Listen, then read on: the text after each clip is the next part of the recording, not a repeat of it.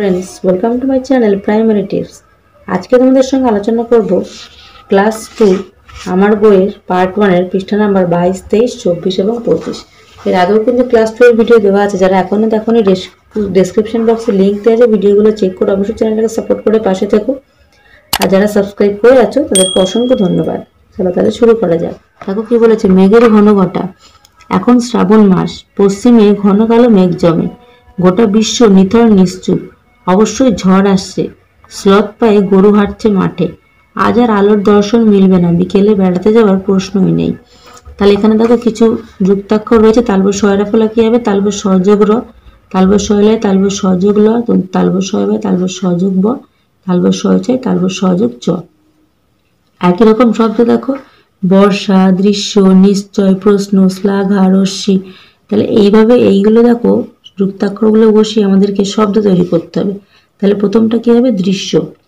তারপর কি হবে? শ্লাঘা, প্রশ্ন, পশ্চিম, শ্রবণ, শ্রুতি, বিশ্ব, এটা হবে শ্রান্ত,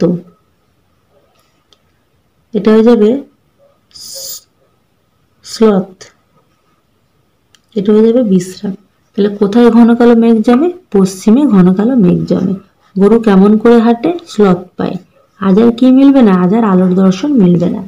তারপর দেখো কি বলেছে, জল থই থই, সকাল থেকে বৃষ্টি, কিছুই শুষ্ক নেই, বর্ষাতি গায়ে লোক চলেছে পথে, কোনো ক্রমে গা বাঁচাতে এক এই শ্রেষ্ঠ পথ, একমাত্র কৃষ্ণ কাকুর দোকান খোলা, যাই সর্ষে আনতে হবে। তাহলে পেটকাটা মধ্যনের শয় কয় কি হবে? পেটকাটা মধ্যনের সযোগ ক, পেটকাটা মধ্যনের শয়টাই কি হয়ে যাবে? পেটকাটা মধ্যনের স যোগ ট, পেটকাটা মধ্যনের শয়টাই হবে পেটকাটা মধ্যনের স যোগ ঠ, পেটকাটা মধ্যনের শয় দন্তর নয় কি হবে? পেটকাটা মধ্যনের স যোগ মূর্ধন্য। একই রকমের শব্দ কি হবে? নষ্ট, সৃষ্টি, পুষ্করিণী, পৃষ্ঠা, কাষ্ঠ, বিষ্ণু, বৈষ্ণু। তাহলে দেখো নতুন একটা শব্দ বানাই। যেমন এটা কি হয়েছে দেখো, পেটকাটা মধ্যনের স দিয়ে দেখো সৃষ্টি, বৃষ্টি। তাহলে এটা কি হবে? কাষ্ঠ, ওষ্ঠ, আবিষ্কার, তিরস্কার, এখানে পুরস্কার করতে পারো তোমরা, পুরস্কার, জিষ্ণু, বিষ্ণু।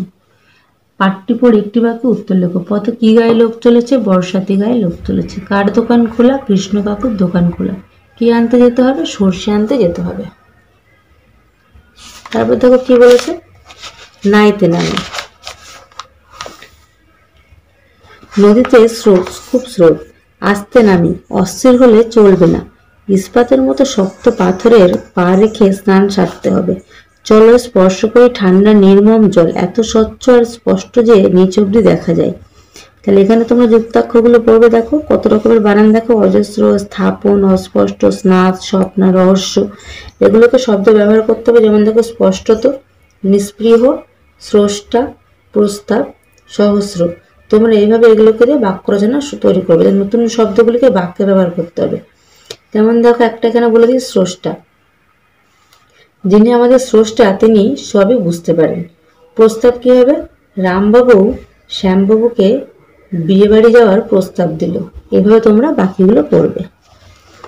বিকেলের আর নানা রং দেখো, এখন অপরাহ্ন বেলা, হ্রদের জলে সূর্য অস্ত যায়, সারা আকাশ জুড়ে লাল বর্ণির রকমারি ছটা, দেখে আহ্লাদে মন ভরে যায়, এমন সন্ধ্যার আহ্বান মনোমুগ্ধকর। তাহলে এখানে তোমরা পড়বে যুক্তাক্ষরগুলো, হয় লয় যে হ যোগ ল, হয় নয় হ যোগ মূর্ধন্য। তাহলে প্রথমটা দেখো কি হবে? যুক্ত ব্যঞ্জন, পূর্বাহ্ন, মধ্যাহ্ন, সায়াহ্ন, অপরাহ্ন। পাঠটি পড়ে একটি বাক্যে উত্তর লেখো। বিকেলের আর এক নাম কি দেখো? অপরাহ্ন। কার জলে সূর্য অস্ত যায়? হ্রদের জলে। আকাশ জুড়ে কিসের ছটা? লাল বর্ণির রকমারি ছটা। এই ধরনের ভিডিও পেতে হলে অবশ্যই আমার চ্যানেলটাকে সাবস্ক্রাইব করে রাখো। আর ভিডিওটি ভালো লাগলে তোমার ছোট্ট বন্ধুদের সঙ্গে শেয়ার করতে ভুলো না। দেখা হচ্ছে পরবর্তী ভিডিওর সঙ্গে। সবাই ভালো থেকো, সুস্থ থেকো, টাটা।